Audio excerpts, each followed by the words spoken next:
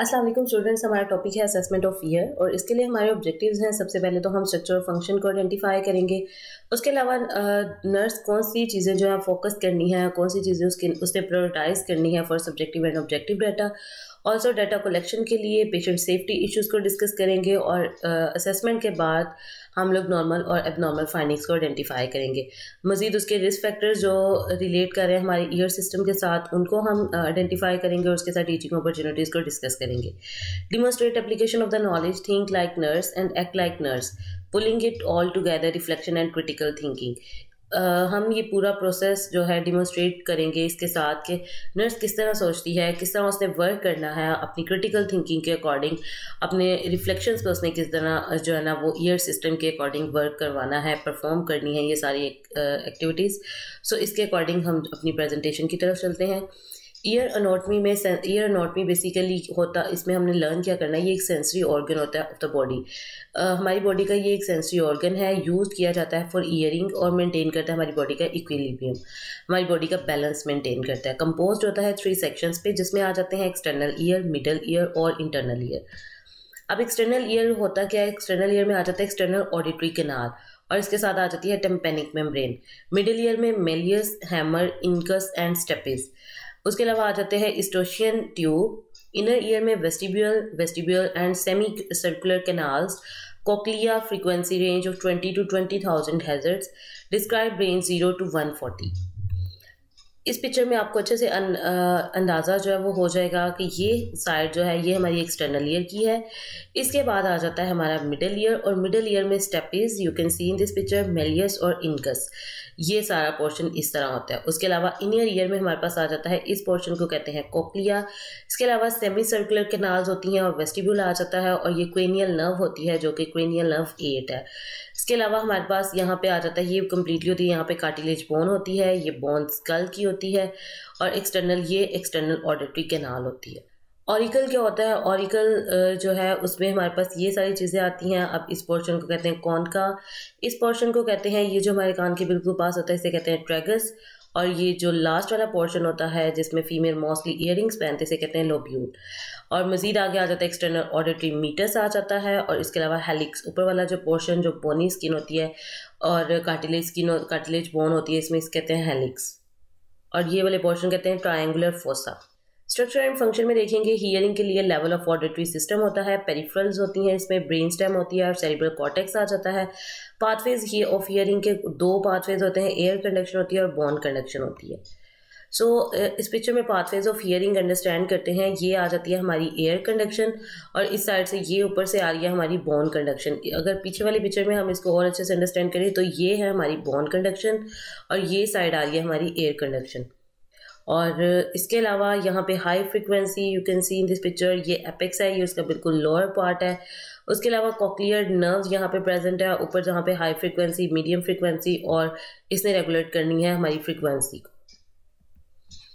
Middle ear में हमारे पास आ जाता है मेलियस आ जाता है, इनका स्टेपिस जो हमने अभी पीछे देखा है उसी पिक्चर को थोड़ा जूम करके इसमें दिखाया गया है कि इस कंडीशन, इसको कहते हैं स्टेपिस, ये पोर्शन जो है इसको ये स्टेपिस है। उसके अलावा यहाँ पे इनकस है और उसके अलावा ये यहाँ पे है राउंड विंडो और साथ में आ जाती है टिम्पैनिक मेम्ब्रेन और ईयर कैनाल और मेलियस। इनर ईयर अनॉटमी देखी जाए तो ये इनर ईयर अनॉटमी में हमारे पास कॉक्लियर नर्व आ जाती है जो कि क्रेनियल नर्व 8 है। वेस्टिबुलर नर्व आ जाती है, ये भी क्रेनियल नर्व 8। उसके अलावा आ जाती है ओवल और ये राउंड विंडो आ जाता है और इसको कॉक्लिया कहा जाता है। अगर राउंड विंडो आप यहाँ पे देख सकते हैं। स्ट्रक्चर एंड फंक्शन में हियरिंग लॉस किस तरह होती है, कंडक्टिव और सेंसोरीनल परसेप्टिव। इसके अलावा क्या होता है, सेंसोरीनल में क्या होता है कि ये परसेप्टिव होती है और हमारी हियरिंग लॉस जो है वो बेसिकली इन 2 चीज़ों की वजह से होती है। यहाँ कंडक्शन अच्छी नहीं होती है, यहाँ हमारी सेंसरी नर्व जो है वो सही से परसीव नहीं कर पा रही। इसके अलावा इक्विलिब्रियम में आ जाता है, हमें वर्टिगो हो रहे हो, डिजीनेस हो रहे हो, तो इस कंडीशन में भी हियरिंग लॉस जो है हो सकती है। डेवलपमेंटल केयर में देखते हैं, इन्फेंट्स एंड चिल्ड्रन में, द एजिंग एडल्ट में क्रॉस कल्चर स्ट्रक्चर क्या होता है, ओटाइटस मीडिया उसमें आ जाता है। उसके अलावा सेरियमन आ जाता है और हियरिंग लॉस। इन कंडीशंस की वजह से जो है वो हियरिंग लॉस, इन कंडीशंस में कल्चर केयर में ये कंडीशंस डेवलप होती हैं। डेवलपमेंटल केयर एज वाइज जो है वो इन्फेंट से ही जो है वो इसका स्ट्रक्चर जो है वो बनना शुरू हो जाता है और इसके साथ ये वर्क करना शुरू हो जाता है। इसके लिए हमारे जो रिक्वायर्ड इक्विपमेंट है उसमें आ जाता है otoscope, nasal speculum, pen light, tuning fork in 256, 5.2, 1024 hazards, tongue blade आ जाती है, वॉच आ जाती है, गॉज स्क्वेयर आ जाता है और कॉटन टिप्ड एप्लीकेटर्स आ जाते हैं। असेसमेंट अगर देखी जाए तो सब्जेक्टिव डाटा में हम लोगों ने पेशेंट से हिस्ट्री लेनी होती है एयर एक्स के बारे में, कोई किसी किस्म की उसको एयर की दर्द हो रही हो, कोई इन्फेक्शन हुआ या अटोरिया कान में से किसी किस्म का डिस्चार्ज, हियरिंग लॉस हो या फिर एनवायरमेंटल नॉइस की वजह से पेशेंट हमारे पास आया है। इसके अलावा टिनाइटस और वर्टाइगो हो। टिनाइटस कहते हैं जैसे किसी किस्म की रिंगिंग जो है ना उसको कानों में आवाज़ आ रही हो। इसके अलावा वर्टाइगो कहते हैं डिजीनेस या फिर चक्कर आ रही हो। ऑब्जेक्टिव डाटा में हमारे पास आ जाता है इंस्पेक्ट एंड पलपेट एक्सटर्नल ईयर, उसको इंस्पेक्ट करेंगे और पलपेट करेंगे। उसमें आ जाता है हम कलर नोट करेंगे, लीजन्स के लिए देखेंगे, टेंडरनेस के लिए और डिस्चार्ज के लिए। If sign and symptoms of ear infection उसको हम नोट करेंगे, इंस्पेक्ट करेंगे। अनअफेक्टेड ईयर के लिए first to avoid transferring infected material. अगर तो पेशेंट का ईयर जो है वो अनअफेक्टेड है, उसको इन्फेक्शन नहीं है, तो फिर हम अवॉइड करेंगे कोई भी ऐसा मटीरियल अंदर ट्रांसफर ना करें जो इन्फेक्टेड हो। इंस्पेक्ट एंड पलपेट ईयर, पलपेट करने का तरीका और इंस्पेक्ट करेंगे हम, साथ में देखेंगे पेशेंट को। और टाइटस एक्सटर्ना, और टाइटस एक्सटर्ना क्या होता है कि जैसे आप इस पिक्चर में देख सकते हैं स्किन ड्राई हुई है और बहुत ज़्यादा रेडनेस हुई है यहाँ पे। उसके अलावा इसे कहते हैं केलॉइड स्कार। और ऑटोस्कोपिक एग्जामिनेशन, ऑटोस्कोपिक एग्जामिनेशन हम कैसे करेंगे? क्लाइंट को कंफर्टेबली पोजीशन में बैक स्ट्रेट करके उसको हम लेटा देंगे। इसके अलावा हम क्या करेंगे, हेड टिल्ट कर देंगे थोड़ा सा slightly away from your toward his और हर ऑपोजिट शोल्डर। उसके हेड को थोड़ा सा टिल्ट कर देंगे ऑपोजिट शोल्डर की तरफ से। Choose the largest speculum hold करेंगे, fits comfortably into the client's ear canal, उसके ईयर कनाल में कंफर्टेबली होल्ड करेंगे। Usually 5 millimetre in the adult, 5 millimetre use किया जाता है स्पेकुलम एडल्ट में। And attach it to the otoscope, और उसको अटैच कर लेंगे ऑटोस्कोप के साथ। Holding the instrument in your dominant hand में अपने इंस्ट्रूमेंट को होल्ड करेंगे, लाइट को ऑन करेंगे, ऑटोस्कोप टू ऑन, ताकि ऑटोस्कोप जो है वो ऑन हो जाए। Use the thumb and fingers of your opposite hand, अपने हाथ की ऑपोजिट हैंड की फिंगर और थंब को यूज़ करेंगे ताकि हम क्लाइंट के ऑरिकल को अच्छे से होल्ड कर सकें, पुल आउट कर सके, अप कर सके, डाउन कर सके और बैक कर सके, अच्छे से नॉट डाउन कर सके। Don't alter this position at any time during the otoscope examination, हम पेशेंट की पोजीशन चेंज नहीं कर सकते जब हम ऑटोस्कोप एग्जामिनेशन परफॉर्म कर रहे हों। मजीद हमने क्या करना है, grasp the handle of otoscope between your thumb and fingers and hold the instrument up और डाउन। ऑटोस्कोप के हैंडल को अच्छे से अपनी फिंगर्स के अंदर ग्रैस्प कर लेना है ताकि हम इंस्ट्रूमेंट को अप एंड डाउन आसानी से मूव कर सकें। ऑटोस्कोप की एक मेंटेन कर लेंगे पोजीशन को अगेंस्ट द क्लाइंट हेड और फेस, उसके हेड और फेस के opposite. This position prevents forceful insertion of the instruments and helps to steady your hand throughout the examination, which is specially helpful if the clients makes any unexpected movements. तो अगर हमने otoscope को अच्छे से hold किया होगा, patient की position maintain की होगी, उसके ऑपोजिट, उसके क्लाइंट के हेड और फेस के ऑपोजिट हम काम कर रहे होंगे, तो उसमें ये होना कि पेशेंट हम इजीली जो है ना ऑटोस्कोप को इंसर्ट कर सकेंगे। पेशेंट अगर कोई अनएक्सपेक्टेड मूवमेंट्स भी परफॉर्म कर रहा है तो उस टाइम पे भी हमें कोई प्रॉब्लम नहीं होगी। स्पेकुलम को इंसर्ट करेंगे down and forward into the ear canal के अंदर डाउन एंड फॉरवर्ड मूव करेंगे अप्रॉक्सीमेटली 0.5 इंच तक। जैसे ही हम इंसर्ट करेंगे, carefully not to touch either side of the inner portion of the canal wall. जब हम इनर कनाल के अंदर एंटर हो रहे हैं उसके साथ हम लोगों ने इनर पोर्शंस को टच मेक श्योर करना है कि वो टच ना हो रहे हों। दिस एरिया इज बोनी, ये क्वाइट बोनी होता है, कवर्ड होता है थिन और सेंसिटिव लेयर ऑफ एपिथेलियम के साथ। Any pressure will cause the client pain, अगर किसी किस्म का ज़्यादा प्रेशर अप्लाई करेंगे तो पेशेंट को पेन हो सकती है। अपने हाथ को मूव करेंगे in close to the otoscope से क्लोज करेंगे ज़्यादा, and position your eye to look through the lens, और अपनी आई जो है वो बिल्कुल एक्यूरेट उसके ऑटोस्कोप के अकॉर्डिंग, उसके लेंस के अकॉर्डिंग सेट करेंगे ताकि हम अच्छे से अंदर से देख सकें। ऑटोस्कोपिक एग्जामिनेशन किस तरह परफॉर्म करते हैं? Insert otoscope and examine year, insert करेंगे ऑटोस्कोप को, एग्जामिन करेंगे ईयर कनाल को, जिसमें हमने नोटिस क्या करना है, रेडनेस को, स्वेलिंग को, लीजन्स को, डिस्चार्ज को, और कोई भी फॉरेन बॉडीज हो तो उनको। इसके अलावा इंस्पेक्शन में आ जाता है tympanic membrane. Normally tympanic membrane pearly, grey, shiny और ट्रांसल्यूसेंट होती है। इसके अलावा फ्लैट होती है, slightly pulled in at centre के अंदर पुल्ड हुई होती है, थोड़ी अंदर की तरफ खींची होती है। स्किन इंटैक्ट होती है, नो रेडनेस होती है, डिस्चार्ज किसी किस्म का नहीं होता है। इसके अलावा कनाल क्लियर, नो ऑब्स्ट्रक्शंस, कोई ऑब्स्ट्रक्शंस नहीं है, ईयर कनाल जो है वो कम्प्लीटली क्लियर है। ऑटोस्कोपिक एग्जामिनेशन में हमारे ऑब्जेक्टिव डाटा में आ जाता है position of head and year, patient की पोजीशन को मेंटेन करेंगे, मेथड उसको किस तरह होल्ड करना है ऑटोस्कोप को, एक्सटर्नल कनाल को चेक करेंगे for colour, swelling, lesions and discharge के लिए, टेम्पेनिंग मेम्ब्रेन जिसमें कलर और उसके कैरेक्टरिस्टिक्स देखेंगे, पोजीशन देखेंगे, और उसकी इंटीग्रिटी ऑफ मेम्ब्रेन की चेक करेंगे। ऑब्जेक्टिव डाटा में हम टेस्ट करेंगे हियरिंग एक्विटी, जिसमें आ जाता है कन्वर्सेशनल स्पीच होगी, इसके अलावा विस्पर्ड वॉइस टेस्ट होगा, इसके अलावा टर्निंग फॉक टेस्ट होगा, वाइबर्स टेस्ट होगा और इसके अलावा रीनी टेस्ट होगा। अब देखते हैं ये टेस्ट किस तरह परफॉर्म होते हैं। वेस्टिबुलर अपरेटस इसमें क्या होता है, Romberg test, stand with feet together and arms at sides, close eyes, should hold position for 20 seconds without losing balance. हमने पेशेंट्स को कहना है कि वो अपने पाँव साथ में जोड़ें, अपनी आर्म्स बिल्कुल साइड पे लेके आए, आंखें बंद कर ले और होल्ड करे अपनी पोजीशन को फॉर 20 सेकंड, अपना बैलेंस लूज किए बगैर। इसको कहते हैं रोम्बिक्स टेस्ट। डेवलपमेंटल केयर आ जाती है इन्फेंट में और यंग चिल्ड्रन में। नॉर्मल फाइंडिंग्स, टेम्पेनिंग मेम्ब्रेन पर्ली है, ग्रे है with well defined landmarks, light reflex present at 5 o'clock in right ear and 7 o'clock in left ear. उसके अलावा आ जाता है tympanic membrane moves when patient below against resistance. Tympanic membrane move करती है जब पेशेंट जो है वो अपोजिट किसी तरफ काम कर रहा हो। उसके अलावा हमने नॉर्मल फाइंडिंग्स में देखा कोई रेडनेस नहीं है, स्वेलिंग्स नहीं है, टेंडरनेस नहीं है, लीजन्स, ड्रेनेज और फॉरेन बॉडीज नहीं प्रेजेंट। नॉर्मल टेम्पेनिंग मेम्ब्रेन का कलर इस तरह का होता है और ये इस तरह की दिखती है। इसके अलावा ऑटोमाइकोसिस, फंगल इन्फेक्शन हुआ हो टेम्पेनिंग मेम्ब्रेन में तो इस तरह की कंडीशन होती है। उसके अलावा आ जाता है सेरुमन ऑब्स्ट्रक्टिंग टेम्पेनिंग मेम्ब्रेन, इस तरह की होती है, किसी किस्म की ऑब्स्ट्रक्शन हुई होती है, उसमें वैक्स अंदर बनी होती है बहुत ज़्यादा, उस कंडीशन में भी हो सकती है। रिट्रैक्शन ऑफ टेम्पेनिंग मेम्ब्रेन, उसकी कंडीशन ये होती है। और उसके अलावा आ जाती है perforated membrane, perforated tympanic membrane की शक्ल ये होती है। Infection, redness, bulging tympanic membrane with otitis media, वो इस तरह की आपको दिखेगी अगर रेडनेस हुई होगी। और उसके अलावा हियरिंग लॉस किस कंडीशन में हो सकती है, कंडक्टिव होती है। और इसके अलावा मैकेनिकल डिसफंक्शन होते हैं, सेंसोयूरिनल और उसके अलावा सेंसोयूरिनल हियरिंग। अब इसको अंडरस्टैंड करते हैं। कंडक्टिव में क्या होता है, transmission of sound waves through the external and middle ear is referred to as conductive here.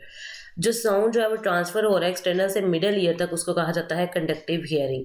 Mechanical dysfunction of external middle ear, इसमें किसी किस्म का मैकेनिकल डिसफंक्शन हो सकता है।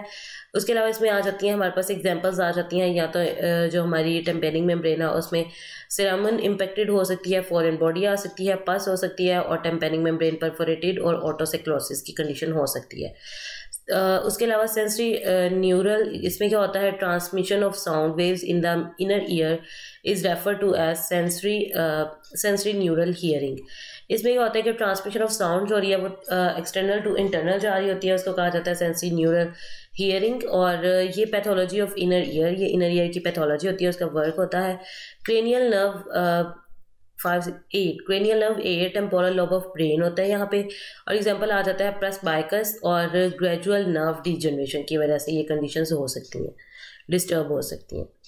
पाथवेज ऑफ हियरिंग दोबारा से आ रहे हैं, ये हमारा ईयर कंडक्शन है, इसके अलावा ये बोन कंडक्शन आ जाती है और ये सेंसरी न्यूरल कंडक्शन इसके ज़रिए होती है, कोक्लिया के ज़रिए। कॉजेज ऑफ हियरिंग लॉस के कॉजेज क्या होते हैं, external ear impacted cerumen, foreign bodies external otitis हो सकता है, इसके अलावा otitis media, serious otitis, otosclerosis की वजह से भी हियरिंग लॉस हो सकती है। इसके अलावा मेमोरीज डिजीज, नॉइस एक्सपोजर और प्रेसबाइकसिस और ऑटोटॉक्सिसिटी की वजह से भी हियरिंग लॉस हो सकती है। हियरिंग एक्विटी क्या होता है, without audiometry other test are crude measures. Audiometry के बगैर जो दूसरे टेस्ट होते हैं वो क्रूड मेजर्स के अकॉर्डिंग हमने चेक करने होते हैं। विस्पर टेस्ट बेसिकली क्या होता है, test 1 ear at a time, press 1 tragus, whisper words from 1 to 2 feet away, person should be able to repeat back the word। हम पेशेंट के कान में विस्पर करेंगे 1 से 2 फीट दूर और पेशेंट जो है उसको रिपीट करेगा। इट्स मीन कि विस्पर टेस्ट जो है वो सक्सेसफुल है और पेशेंट पे बिल्कुल ठीक वर्क कर रहा है। Weber test valuable when person reports hearing better with 1 ear. Weber test उस टाइम पे होता है जब पर्सन जो है वो रिपोर्ट करता है कि एक कान से उसे बिल्कुल ठीक सुनाई दे रहा है। स्ट्राइक करेंगे tuning fork and place on mid line of the skull. Strike करेंगे उसको और उसको प्लेस करेंगे mid line of the skull, अपने स्कल पेशेंट के स्कल के ऊपर मिड लाइन में उसको प्लेस कर देंगे। Tone should be equally loud bilaterally, और टोन जो है वो इक्वली पेशेंट को सुनाई देगी दोनों कानों में bilaterally. Person should hear the tone bye bone conduction. Bone conduction से पर्सन जो है वो हियर करेगा जो साउंड प्रोड्यूस होगी और वाइब्रेशंस जो आएगी। जस्ट लाइक दैट हम इसको थोड़ा सा टच करेंगे और उसके बाद ब्रेन के स्कल के दरमियान में रख देंगे। पेशेंट जो है वो इजीली उसको सुनेगा, उसके साउंड को, और दोनों कानों में इक्वली बायलेटरली सुनेगा। रेनी टेस्ट में क्या होता है, strike and place tuning fork on mastoid process. Mastoid process में इसको स्ट्राइक करेंगे और प्लेस कर देंगे मेस्टॉइड प्रोसेस में। Sound heard via bone conduction से सुनी जाएंगी sound. Instruct person to signal when sound stops, और पेशेंट को इंस्ट्रक्ट कर देना है कि वो सिग्नल उस टाइम पे हमें दे जब साउंड बिल्कुल खत्म हो जाए। Quickly reposition fork in front of ear close to ear canal, जैसे ही वैसे करेगा क्विकली हम रीपोजिशन करेंगे ईयर के बिल्कुल पास, ईयर कनाल के बिल्कुल पास, ताकि वो एयर कंडक्शन से साउंड सुन सके। पर्सन को इंस्ट्रक्ट करेंगे to signal when sound stop, person को हम ऑलरेडी इस टेस्ट से पहले जो है ना वो सिग्नल दे देंगे कि जैसे ही साउंड जो है वो स्टॉप हो उसी टाइम वो हमें इन्फॉर्म कर दे। Normally sound is hear twice as long by AC as by BC। Sound हम 2 बार सुन सकते हैं, जैसे ही फर्स्ट ऑफ ऑल हम बोन कंडक्शन सुनेंगे, सेकेंडली हम एयर कंडक्शन से सुनेंगे। Recorded as AC greater than BC, इस तरह इसको हम रिकॉर्ड कर लेंगे। सैम्पल चार्टिंग पे चलते हैं। States hearing is good, patient की हियरिंग गुड है, no ear aches, infection, discharge, hearing loss, tinnitus और वर्टाइगो। ऑब्जेक्टिव में आ जाता है pinna, skin intact with no masses, lesions, tenderness और डिस्चार्ज। ऑटोस्कोप से जब हमने चेक किया external canals are clear with no redness, swelling, lesions, foreign body और discharge. Tympanic membranes are pearly grey with light reflex and landmark intact, no परफोरेशंस। Hearing test जब हमने किया whispered word heard bilaterally. Weber test जब perform किया tone heard midline without lateralisation. Rinne test AC greater than BC and is equal to bilaterally, दोनों कानों के लिए। Sample nursing diagnosis अगर बनानी हो तो वो हम किस तरह करने, wellness diagnosis, readiness for enhanced communication related to use of hearing aid AEB। Hearing aid use करने के अकॉर्डिंग हम जो है इनहांस्ड कम्युनिकेशन हमारी हो सकती है। इसके अलावा रिस्क डायग्नोसिस होती हैं जिसमें रिस्क फॉर इंजरी और risk for loneliness related to hearing loss और related to hearing impairment. Actual diagnosis क्या होती हैं, disturbed sensory perceptions, auditory related to conductive और सेंसरी न्यूरल हियरिंग लॉस। इसके अलावा आ जाती है हमारे पास, लास्ट वाली देखते हैं, disturbed body image related to concerns over appearance and need to wear hearing aid AEB। Assessment of the ear include, हमारी समरी क्या है, inspection and palpation of external ear, otoscopic examination including ear canal and tympanic membrane, testing hear acuity और sample documentation की हम लोगों ने। Thank you so much students, I hope कि ये चैप्टर जो आपको अच्छे से अंडरस्टैंड हो गया होगा। और जो हमने पहले आइज़ की असेसमेंट पढ़ी थी और अब जो ईयर्स की असेसमेंट पढ़ रहे हैं, ये दोनों एक ही चैप्टर के दो नोट्स हैं, तो आपने अच्छे से अंडरस्टैंड कर लेना ताकि आपको दोनों जो नोट्स हैं इनमें आपको किसी किस्म की प्रॉब्लम ना हो। एनीवेज अगर कोई भी क्वेरीज हो तो you can discuss with me. खुदा हाफिज़, टेक केयर।